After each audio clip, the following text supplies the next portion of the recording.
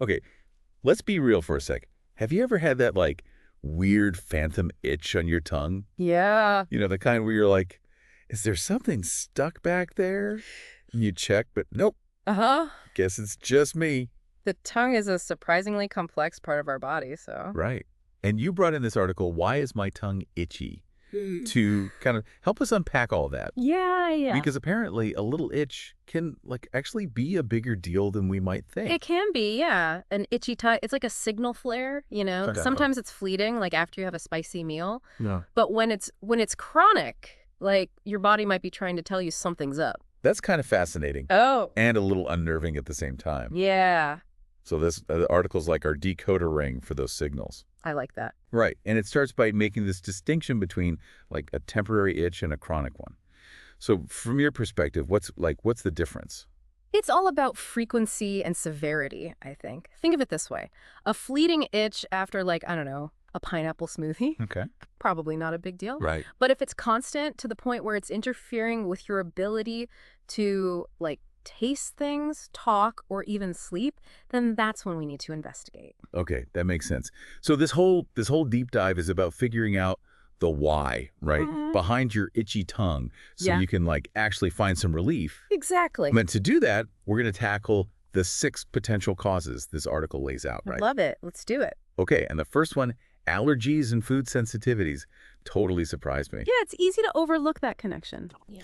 We tend to associate allergies with like sneezing and itchy eyes, but our mouths are actually kind of on the front lines. It's true. It's like, welcome to my mouth, allergens. Make yourselves at home. Exactly. Whoa. And the article talks about something called oral allergy syndrome, OAS, Okay. which I think you'll find really interesting. Okay. It highlights how our immune systems can be surprisingly literal. Okay. I'm intrigued. Tell me more. What's this about a literal immune system? So let's say you're allergic to birch pollen, which is super common. Okay.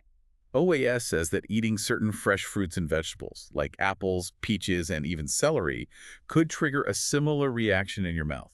Wait, hold on. So my love for apple pie could be the reason my tongue freaks out sometimes? It's possible, especially during birch pollen season. See, those foods contain proteins that are very similar to the ones found in birch pollen. So it's like my immune system sees an apple and goes, hold up, is that pollen disguised as a snack? Exactly. Oh, no. Your body launches an immune response, even though it's just a harmless apple, and bam, itchy tongue. Wow. The article also mentions alder and ragweed pollen as potential culprits too. And it's not just OAS. Even regular seasonal allergies can cause that itchy, tingly sensation in your mouth. Wow. So if you notice your tongue acting up more during certain times of year, it's Right. worth paying attention to, like what pollen is in the air. Exactly. And keep a food journal. You might notice some patterns with those too. Okay. Now, speaking of triggers, another thing that often gets overlooked is dry mouth, or what's medically known as xerostomia. We've all had that cotton mouth feeling after like a long run or, forgetting our water bottle. But imagine having it all the time. The article says that can actually make your tongue itchy too, right? Absolutely. We tend to think of dry mouth as just like uncomfortable. Yeah. But it's essential for so much more than just preventing bad breath. Right. Saliva helps us talk, eat, swallow comfortably, and even protects our teeth from decay. It's like the unsung hero of our mouths. And Yeah. if it's constantly dry, things can get pretty irritated, literally. Exactly. And the article lists a few causes of dry mouth. Okay. Dehydration is an obvious one, but I was surprised to see medication side effects listed too. Me too. Which Huh. ones should we be looking out for? Medications for allergies, depression, even high blood pressure can all potentially reduce saliva production as a side effect. If you're on any kind of regular medication, it's worth a quick check of the label or a chat with your doctor to see if it could be contributing to your dry mouth and, in turn, that itchy tongue. Okay, good to know. Mm-hmm. Now let's move on to something a little less appealing. Oh, Oral thrush. not the most glamorous topic, No, not at all. but definitely an important one. I'll admit, even the word thrush makes me a little squeamish, but the article says it's incredibly common, especially for babies and anyone with a weaker immune system. It is. And it all comes down to this little fungus called Candida. Fungus. Okay, now I'm really grossed out. Hear me out. Candida is a type of yeast, and it actually lives naturally in our mouths. Usually it's kept in check by our good bacteria. But when that delicate balance is thrown off, Candida can multiply like crazy, leading to an overgrowth. And that, my friend, is what we call oral thrush. So it's not necessarily about bad hygiene. Yeah. I always thought thrush was like a sign of not brushing enough. That's a common misconception. The article mentions babies being prone to it because their immune systems are still developing, but it can also pop up after taking a round of antibiotics, during pregnancy, or if you have certain health conditions. Even stress can tip the scales. Wow, so many factors at play. So how does this candida overgrowth actually lead to an itchy tongue? Well, thrush often causes this kind of white coating on the tongue, and when it's disturbed, it can become raw and irritated, hence the itching. It's your body's way of saying, hey, something's not quite right here. Okay, that makes a lot more sense. Now, on to a cause that might seem a little more obvious. Trauma or injury. This one might seem straightforward, but there's actually more to it than meets the eye. Like what? We've all bitten our tongues. It's practically a rite of passage. Exactly. But even those, like, seemingly minor injuries can have a domino effect in your mouth. Really? Think of it like a paper cut on your tongue. Uh, It's not just the initial pain, it's the healing process that can get itchy. it's like your tongue is just like, healing, Yeah. but doesn't know how to, like, chill out and heal. Right. And the article brings up something I wouldn't have thought about. Spicy foods can actually make that healing itch, like, even worse. Yeah, it makes sense if you think about it. Spicy foods, they irritate the already sensitive tissue, and it can actually slow down the healing process. It's like picking at a scab on your tongue. Ouch, yeah. Noted. Lay off the hot sauce if you've bitten your tongue. Okay. Up next, we have a topic that I think we can all relate to, at least I know I can. Okay. Cold sores. Ah, yes. Those pesky little blisters. Or as I like to call them, the uninvited guests of the mouth. And they always seem to show up at the worst possible times. Yeah. Weddings, job interviews, first dates. Oh, yeah. But before that dreaded blister appears, there's that telltale tingling sensation, right? Right. And that's where the itchy tongue connection comes in. Exactly. The article makes a really good point here. We tend to think of cold sores as like just a lip thing, Yeah. but they can actually affect the entire mouth, including, you guessed it, the tongue. Which is both fascinating and slightly terrifying. A little bit of both. So that, like, weird itch could be a cold sore in disguise. Precisely. That tingling is your body saying, uh-oh, the herpes simplex virus is up to its old tricks again. The herpes simplex virus. See, that sounds way more official than just like, ugh, cold sore. Right. It's like, oh, okay. And it's important to remember that it's, like, highly contagious, Very. which is your cue to, like, wash your hands, everyone. Yeah, Especially if you're prone to cold sores or if you're, like, hanging out with someone who is. absolutely. Good hand hygiene goes a long way in preventing the spread. Okay, ready to tackle our last itchy tongue culprit? Hit me with it. Let's talk about canker sores. Okay. Those tiny ulcers that can pop up out of nowhere and bring a surprising amount of pain and discomfort. Ugh, canker sores are the worst. Yeah. They're like the little sibling of cold sores, Yeah. just as annoying but in a different way. Yeah. And just like cold sores, that tingling sensation is often your first clue that one is like setting up camp in your mouth. Yeah. Okay, so for those of us who might be, guilty of confusing the two, how can we tell the difference between a canker sore and a cold sore? Because they both seem to involve like tingling and misery. You're right. They have some things in common. But here's the key difference. Location.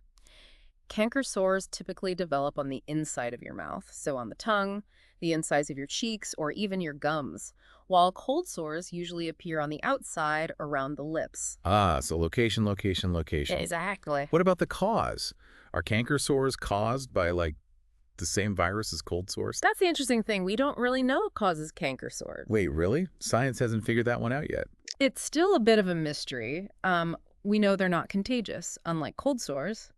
But stress, hormonal changes, even certain foods have all been suggested as potential triggers. So it's like a perfect storm of annoyance. Right. And we're not even entirely sure what causes it, but the article does say that for the most part they're harmless, right? They are, thankfully. Canker sores tend to clear up on their own within a week or two.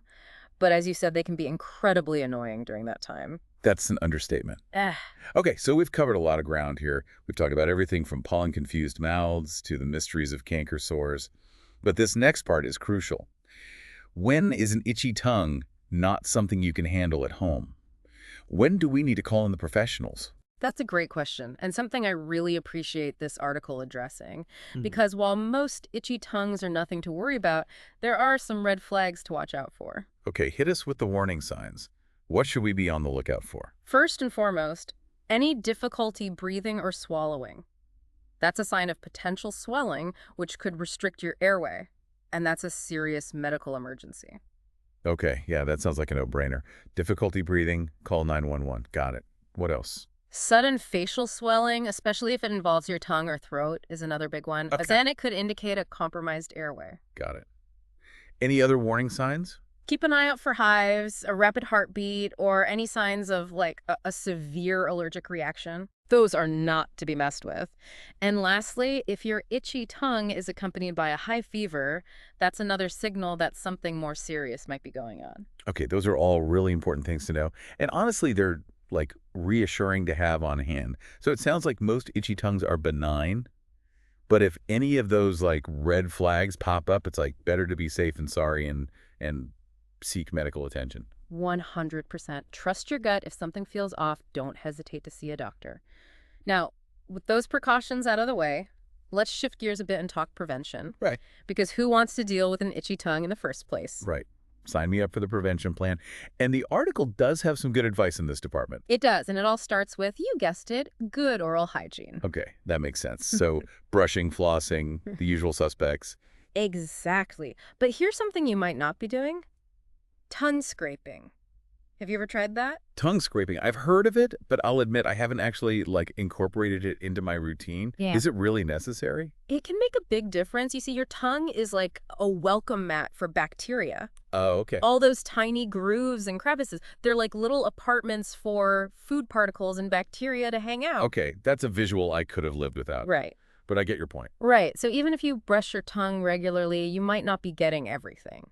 That's where tongue scraping comes in. It gently removes all that extra gunk, promoting better oral hygiene overall. Okay, you've convinced me.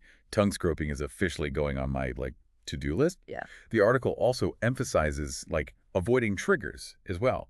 Yes. Knowledge is power, especially when it comes to itchy tongue. If you know that certain foods, drinks, or even environmental factors tend to set you off, try to avoid them or be mindful of your consumption. Easier said than done with certain foods. Right. But you're right, it's all about finding that balance. Okay, final question before we wrap up this section. What if, despite our best efforts, we still get that pesky itch? What are some home remedies we can try for relief? Good news, the article has a few tricks up its sleeve. Coconut oil is a popular one. Okay. It has natural antiviral and antibacterial properties. Plus, it can help moisturize a dry tongue. Coconut oil, good to know. Anything else? Aloe vera is another winner. We all know it's great for soothing burns, but it can also work wonders for calming inflammation and irritation in the mouth. Just apply a small amount directly to the affected area. So basically, raid your kitchen before you make a mad dash to the, like, drugstore. Exactly. And of course, good old-fashioned saltwater rinses are a classic for a reason. Right. The salt helps to reduce swelling and pain, while the warm water can promote healing. Okay, so those are all pretty easy to, like, do at home. Right. And, like, probably things most people have on hand already. Exactly. And they can provide some much-needed relief until you can see a doctor if necessary. You know, while we were talking about all those itchy tongue remedies, it kind of struck me. This whole conversation has really highlighted how, like, connected everything in our mouth is. Like, it's not just about the tongue itself. Yeah, you're spot on. Yeah. We tend to think of our bodies in these, like, separate parts. But it's all one big interconnected system. Your tongue, teeth, gums, saliva, they're all working together. Exactly. So an itchy tongue Yeah. might actually be a sign of something else going on, right? Okay. Like maybe a dental issue or even like stress manifesting in some weird way. It's like our mouths are trying to send us these like coded messages. I like that analogy. And like any good code, you need the right tools to decipher it. That's why when it comes to a persistent itchy tongue, it's so important to consider the kind of the bigger picture of your health. Right. Are you taking any new medications? Have you been more stressed than usual? Those factors can all play a role. That's such a good point. It's easy to like get caught up in just treating the symptom, Right. but we really need to be thinking about the root cause. You know what I think would be helpful for like anyone dealing with this? That's- What if you actually kept a food and symptom diary? I was just about to suggest that. Like a detective, you start tracking what you eat, and when those itchy tongue flare-ups happen, Yeah, you might be surprised by the connections you start to see. exactly. It's all about like being mindful and paying attention to those patterns. Mhm. Knowledge is power, even or maybe especially when it comes to something as like seemingly small as an itchy tongue. Couldn't agree more. It's often those little things that can give us the biggest insights into our overall health. Well said. Well, I think we've officially demystified the itchy tongue today. We covered a lot of ground, We did. from allergies and dry mouth to the fascinating world of candida and those pesky canker sores. And most importantly, you've given us the knowledge and the tools to like decode those itchy tongue messages and hopefully find some relief. As always, it's been a pleasure diving deep with you. The pleasure was all mine. And to our listeners, thanks for joining us on this deep dive into the surprisingly complex world of itchy tongues. If you've got a burning question or a topic you'd like us to tackle, head over to our website and let us know. Until next time, stay curious.